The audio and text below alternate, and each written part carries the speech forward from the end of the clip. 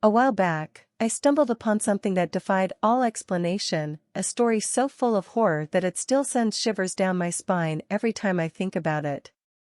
It all started on a brisk autumn evening. The sky was painted with shades of orange and purple as I found myself standing in front of an old, decrepit mansion. Now, this wasn't just any mansion, it was the stuff of local legends, a place whispered about in hushed tones for decades. As a journalist with a penchant for the macabre, I couldn't resist the pull of a story like this. I pushed open the rusty gate, my heart pounding in anticipation. The air was thick with a strange silence, and the mansion loomed before me like a ghostly sentinel. With a deep breath, I ventured forth, my flashlight cutting through the gathering darkness. Each creak of the floorboard seemed to echo through the stillness, as if the very house held its breath, waiting for something. As I explored the ground floor, the place seemed frozen in time, dusty furniture, moth-eaten tapestries, and cracked portraits staring back at me with hollow eyes. But it wasn't just the decay that sent shivers down my spine, it was the feeling that I wasn't alone. The hairs on the back of my neck stood on end as whispers, soft and barely audible, danced on the edge of my senses. Undeterred, I ascended the grand staircase, my footsteps echoing in the cavernous space. That's when I heard it, a whisper, carried on the wind, like a ghostly breath against my ear. I strained to catch the words, but they slipped through my fingers like smoke. The mansion seemed to hold its secrets close, teasing me with glimpses of the unknown. In a dimly lit room on the second floor, I stumbled upon a collection of weathered journals.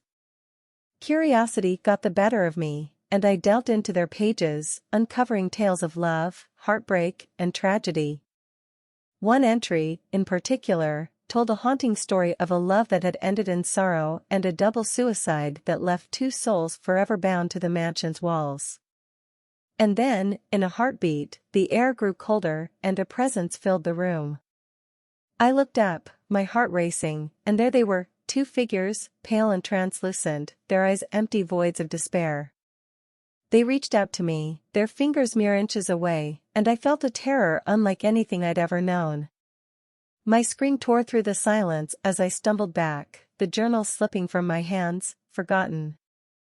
The room was plunged into darkness, and when the light returned, the specters were gone, leaving me alone with the echoes of their anguish. Panic gripped me as I rushed through the corridors, the walls seeming to close in around me. The whispers grew louder, more insistent, and shadows danced and writhed like living things.